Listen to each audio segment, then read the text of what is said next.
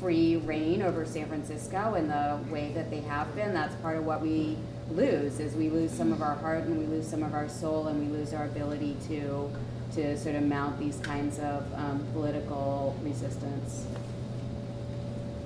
I was in Bay Area Gay Liberation in 1975 and 76, at which point it divided into two organizations in nearly the same way that ACT UP split over working on our issues or working intersectionally as well, and including the presence of disruptors. So, and that was what, 20 years, 25 years before? And when it happened, I was told, you know, this happened to an organization I was in before. So there's a pattern which, you know, from my advanced age now, I think like, you know, I think the solution is some people want to do some kind of work, other people want to do the other, some people want to do both. None of those people are the problem. It's the people who want to do no work that are the problem.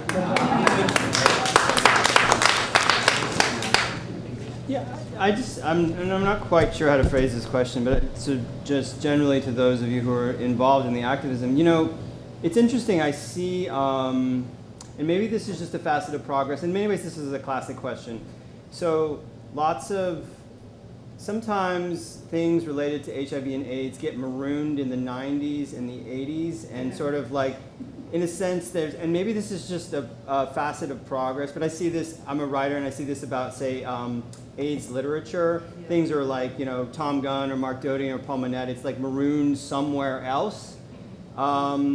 But in a sense, I just wanted to get your feelings around this, because it's sort of like there's all this work that's done and all this passion and all these things that were very much life and death, and then there has been almost maybe a turning away because there's so much trauma. Maybe it's just people get older and don't know about it. I mean, I don't think people knew who Harvey Milk was until that movie came out.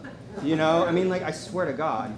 And, you know, or just like, you know, I see kids like putting on combat boots and turning on house music and fetishizing like 1992, and, you know, like, I mean, really. So it's like, my question is, like, how do you push forward, and what do you think about this kind of like, I think in a sense this very natural turning away, but it is curious that so much of the feeling is like that thing happened and now we're sort of moving on, but it doesn't honor you guys, but like, you know, but as kids, were we honoring people? I mean, you know, so it's a complex question, but I feel like it's a very real question for people who gave, and the people who gave aren't all in this room either. So I don't know if this makes sense. Well, but I'd like to just say one thing to that. That's a very important question that you have there, because I couldn't put up my hand when people asked, "Were you ACT UP San Francisco?" Because I was ACT UP but Boston, not San Francisco.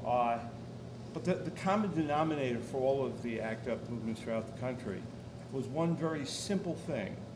It's the same thing that occurs in all activist movements of all groups. Certainly in the GLBT tradition, it's Stonewall and all the things that happened before them. It's an emotion. It's anger that motivates, good anger, not bad anger, not the type that leads to violence.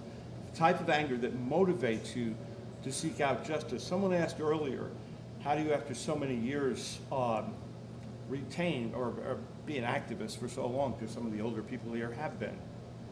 Because there's so much injustice in the world. I mean, and either that's going to get you angry or it's not. And I think what most helps, I think part of intergenerationally what we have to do, we have to listen to what the needs of younger people are now. What do they see? But do they ever feel that the way we felt during the AIDS crisis? I mean, living in Boston at the time, we didn't suffer as much as the other bigger cities did on that. But I'm a native of New York, and they did. You know, when you talk about prior to March of 1987, New York had activism too before that. I mean, I can't see how we could miss the gay men's health crisis and other things like that. But it also had a very, very different situation than San Francisco did. San Francisco at least had care.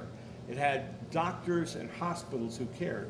It even had politicians who did something. rather than do nothing at all. New York was hell. The way I was motivated to join ACT UP in Boston was very simple. I heard stories of young, homeless gay men who had contracted the disease and went to hospital with no family, no one and nothing, and who were thrown away in garbage bags when they died. What that did inside of me made me an activist. Before that time, I was not a radicalized person. But you don't do that to any human being at any point. And I feel that for anybody who has suffered from any type of injustice, what makes you create activism is that feeling, that original feeling. So I think that's probably somewhere the answer is. And for older people, we can't answer for younger people. I mean, you have to have something that, you know, I'm kind of hoping Trump will make it bad enough that people will get really angry. But he's doing a good job so far. You know, but that's it. Well, I was going to answer about 2 questions ago, but I'll see if I can tie it into some of the stuff that was in the previous question. Because, you know, I joined ACT UP in 1989 when I was 21, 22, and I always had a sense of it as a group that had a sense of history, but also a sense of a bigger picture. And, you know, one of my fondest early memories was when we did the 10th anniversary of the White Night Riot. Right at that corner, we had this wonderful drag party with dance routines, with drag queens with matches, and played the song Burn Baby Burn and pretended to light up pop cars. And, you know, that was 10 years after the White Night Riot happened. It was right there, and somebody dressed up as Dianne Feinstein that night. Of course. And, you know, I was one of those kids who had grown up with Reagan as president and always felt like I missed out on the 60s, you know, and then I joined ACT UP and met all these people who had done Vietnam War protests and done civil rights protests, and I was like, oh, tell me all about the great old days. And, you know, I remember going with people from ACT UP to see the movie Berkeley in the 60s, and I remember us all watching the Eyes on the Prize series on PBS. Like, we were super into the Black Panthers. Like, we wanted to learn all of that history and saw ourselves as a part of that. And, you know, when I think about, like, who were the groups that we did successfully do intersectional work with, I mean, definitely Needle Exchange and Prevention Point was an early one. The sex worker groups was really important very early on. Immigration, there was the Coalition for Immigrant and Refugee Rights and Services, which no longer exists, but, you know, we saw immigration as an issue from day one. And then when, you know, the Persian Gulf War happened in 1991, ACT UP was right there at those demonstrations every day. Like, I wasn't 26 yet, and a lot of my male friends were not 26 yet, and we were like, is there going to be a draft? You know, what's going to happen? We were like, we need to run people to Canada. But we, you know, very much saw this as an AIDS issue, but also just as a social justice issue, because it was like, well, there's going to be a war, and they're going to take money away from spending for AIDS, but then, you know, so we had a lot of demonstrations for that. And then when Rodney King happened, ACT UP was right there with the Rodney King protests, and hundreds of us spent the weekend at Santa Rita Jail. And there was a group called Roots Against War that we marched with. Does anyone remember them? They were so amazing. They were like this very, you know, racially diverse, very social justice, intersectional group that, you know, we did some stuff with around that time. So, you know, that's kind of the stuff that leaps to mind, was that we would just show up about stuff that wasn't necessarily about AIDS or about LGBT stuff, but we all saw it as fitting together. And I'm just going to make, people are saying negative things about the internet, so I'm going to say a positive thing about the internet, which is I have a lot of friends on Facebook who are young queers and young trans and non-binary people and disability activists, people who are autistic, people who have chronic illnesses, and I learned so much from them. You know, and I get on my little soapbox and say, I'm going to tell you youngsters about how we did it in the ACT UP days, but I learn from them all the time. And to me, like, that's really valuable. So you know, I sort of feel like I was that 20-something, and now I'm the 50-something lady who's trying to pass that torch on.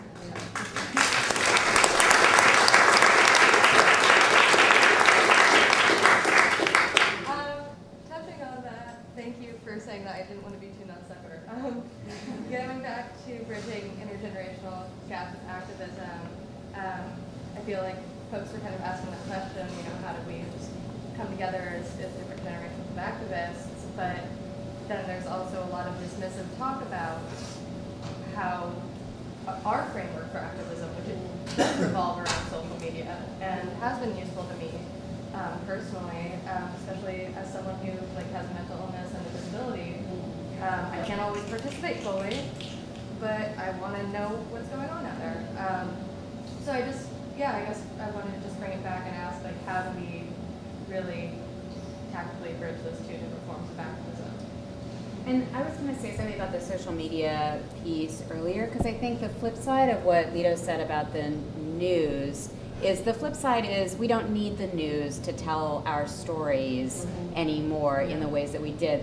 The mainstream news is no longer sort of the controller of whose images get seen or whose voices get out there, and we have enormous ability to communicate with other people, to share our stories, to really shape the narrative the way that we want to. And so I think to a large extent, it's using the same skills around we want to have this, or the same goals around we want to share our narrative, but using social media and all of the enormous opportunities that it provides that can be about communicating, and it can be as valuable to be getting the information out as it can be to actually be out in the streets. So I completely agree with what you're saying, and I think there are opportunities there. There are downsides, it can be destructive, but there are opportunities there to be the story. And I would just add to that, I feel like there's like 1,000 ways to be political. We were just talking about this a little earlier when we came in, because Terry was asking me if I'm still doing direct action. And I have to say very little. And basically what happened for me is like, I was in ACT UP, and then I worked for the San Francisco AIDS Foundation. And then I stopped doing that, and I sort of turned to arts administration. And I had a real crisis at some point, because I was kind of like, who am I now? What am I now if I'm not an activist? And what I realized is that I was still an activist, because I've used my art and my art administration always to bring people of color and other marginalized people into spaces to tell stories, because like Laura was saying, I think that's the most important thing, and we have so many avenues these days to tell our stories. And so I've done that, and my artwork is always political, because I feel like I have a story to tell. And as far as like young people and that gap, I kind of agree with somebody else. For one, I think like us older people, we have to realize that it's a different time and different tactics are needed, and we're dealing with different issues. And people are more aware these days about intersectionality and stuff like that. I think it's a thing of like to accept the fact that we're all learning. And we're learning from each other. Older people are learning from younger people and vice versa. And I mean, that's what excites me in any case. Because like tonight, I didn't want this to be like old home week, we just reminisce. I wanted to also talk about how do we connect things. I wanted to hear from younger people. I wanted to hear from people who have other ideas and thoughts about how to move forward. Because I think I don't have a stomach, even though we're in the history museum, I'm not like a big fan of nostalgia. I'm a big fan of like, how can we like use our history to move us forward? Responding to something you're saying about different kinds of activism, I do think we sometimes have a tendency to prioritize street activism as the best kind and sort of look down on people who are doing other things. And there's a lot of reasons why that's a problem, but one reason that's a problem is not everybody can do street activism. People have physical disabilities, people have mental health issues, there's people who really cannot afford to get arrested because they're going to get deported, or they're going to have a much harder time with the police. There's people who are working 2-3 jobs and just do not have the time, or they have kids. So I think that when we are, and I do think street activism is hugely important, and I think it's still important in the day of social media. There's different ways of getting street activist images into the world, as Laura was saying. But when we prioritize that as that's the best, that's the purest kind of political activism, it's it tends to dismiss things that people do who cannot do that. Yeah, so I'm not from San Francisco. I was in New York for my early years, from the New York native very early on for a long time. And one of the things that I've been thinking about lately is in fighting Trump that I feel has been missing is that just kind of what you're referring to, which is the different kinds of activism. I feel like we actually have this incredible body of experience of how to fight legislative and other battles. And some examples would be, for example, if the executive orders happen and the ACA is dismissed, a lot of the federal money will turn to the states. Our budgets will be cut. Things might happen like we'll be back to the ADAP years. We won't have the drugs on the registries. And these are all battles we've fought and won. And there are a lot of people in our communities who know how to fight that battle because they've won it. In all these different areas, immigration, education, the religious right, the stigmatization, the trans issues, what I don't see us doing yet very successfully is bringing those people together to talk to us and to share the practical strategies that have worked. And so I feel like that's one thing we can do and we would be beholden to do rather than simply waiting for the gavel to come down. So personally, I feel that, and I'm very interested, and I think that the people who have, a lot of the people in this room for San Francisco, for example, know a lot about how this city works. They know a lot about how these health systems work. They know a lot about who has mobilized. They know about budgets. So we have actually the tools, and that's really where we could begin to tell more of our legislative leaders how and what they should be doing. And so I think right now we have a very critical role. We just need to step up and play it. We have we'll take like maybe one or two more people, and then we have a couple of announcements, and then we'll have to wrap up the night. So, yeah, I had a question for everyone in the room who was involved with a local FDIP chapter, wherever you were based.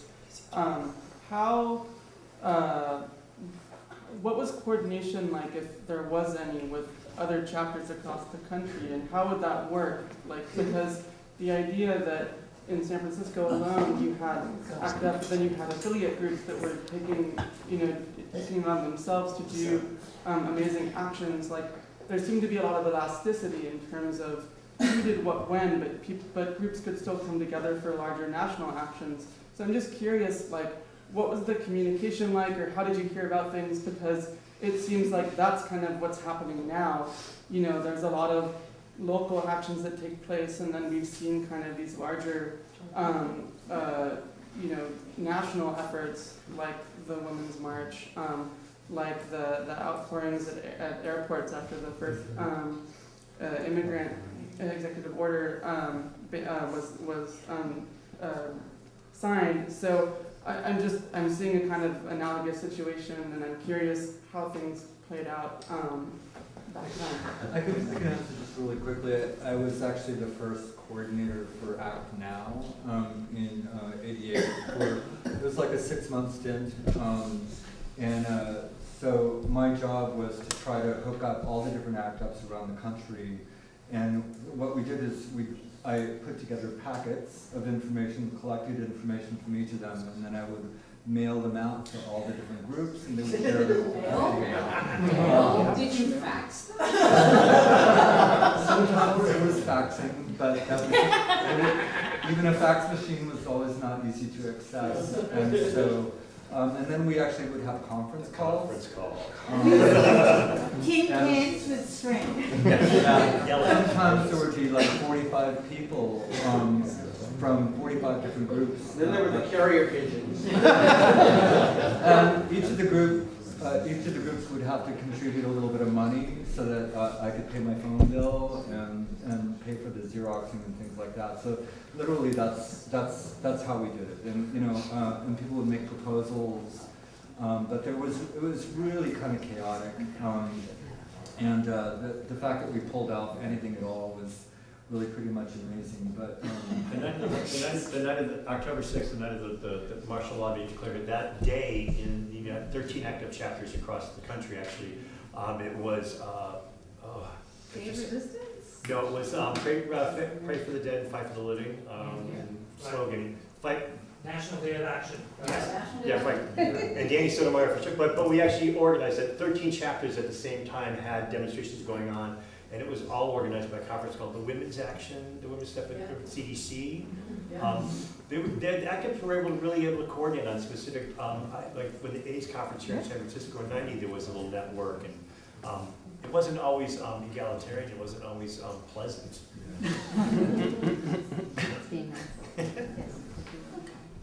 Yeah. So y'all have talked about a bit about intergenerational organizing, but I think in this time, like we're seeing white nationalists and white terrorists really empowered by the administration. So y'all talked a little bit about kind of the breakup that happened between ACT UP San Francisco and ACT UP Golden Gate, and how it was kind of like intersectional issues, and we saw that with Occupy, with kind of like the breakup in Occupy, where you had people of color and decolonial folks going into one group, and then you had kind of like more white folks on the other side. So what tips or tricks did y'all kind of like learn in this time where a lot of it is racial, and kind of like younger activists, like we don't fuck with white people in any way, just because we know and we just see constantly how the like lack of support that we see from quote unquote allies in stepping up in this, and how, so what tips and tricks did y'all learn from that? Because I mean, I come from a background of like gather your people, and right now white people aren't gathering their people, and kind of like making like getting the kind of like fucked up white people that are there, like talking to your cousins, talking to your uncles and aunts, you know, for the like 53% of white women that voted for Trump and so forth, you know. So what tips and tricks have y'all learned in your activism? Tim? I'd like to kind of address that because I covered the split as a reporter between ACT UP Golden Gate and ACT UP San Francisco, and it was not pleasant and it was not pretty. But one of the things that hasn't been covered out of that split is while there were two organizations, there were certain committees that were shared and coexisted. So like the prison committee continued, but it had people from both organizations. So on particular issues, there was cooperation between the two groups, even though there had been a fair amount of enmity in the breakup. So I believe that there was prison issues, there was immigration, and there are a couple of other things where people worked together, even though the organizations had split apart. There were tactical choices. Okay, this particular campaign we can work together on, even though the organizations have become separated. So that can happen, even where there's a split, and there's people who are like cannot organize, who do not want to be in the same organization. They can form committees or coalitions where it's like, yeah, I totally disagree with you on this, this, and this. However, on this, we can do something together. And you work on that one point together, and then you like put the disagreements aside for those other things, except for that one point, and then continue. That's what I saw happening with the split. I have to just speak a little bit to that, because I think maybe what you're talking about and what you're talking about is kind of two different things. Yeah. And what I have to say is I didn't see a solution to that issue. I think we tried. I mean, like, you know, we had like fishbowl discussions and things of that sort. And the last time we talked about this, one of the things I said, and I still maintain this, one of my biggest regrets is that I feel like, as far as treatment and stuff, that I feel like I didn't do enough to make sure that treatment was available to everyone. Because, you know, HIV and AIDS has exploded in the African American community and keeps exploding in the African American community. And I asked myself why. I think all the work that ACT UP did, and black people are still like getting infected, like in crazy numbers, still dying in crazy numbers, and it's not even being talked about really. And then there's like the access still to treatment. That's a problem. I mean, so I don't know what the solution is. One of the things I keep saying about today, and just like back then, that there will be no revolution without transformation.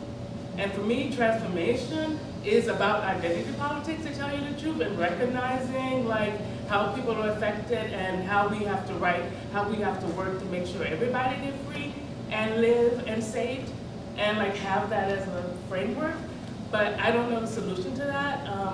I feel like though that we have to keep moving that way. I think we move some that way in ACT UP, but I don't think we moved far enough in that particular direction, to tell you the truth. I think that's a great note to actually end on.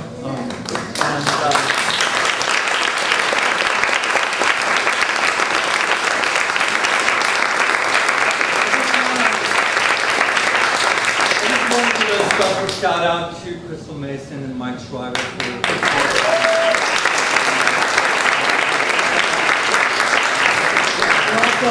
everyone that's here. I especially want to honor and appreciate everyone who was involved in the early days and who spoke up and shared their experiences here tonight, whatever your involvement has been. And I also want to especially recognize the young people who were here.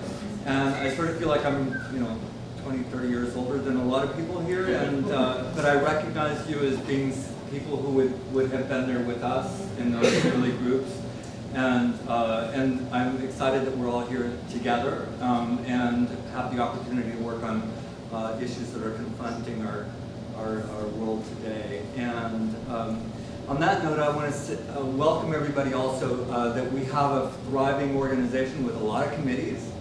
And so if you like meetings,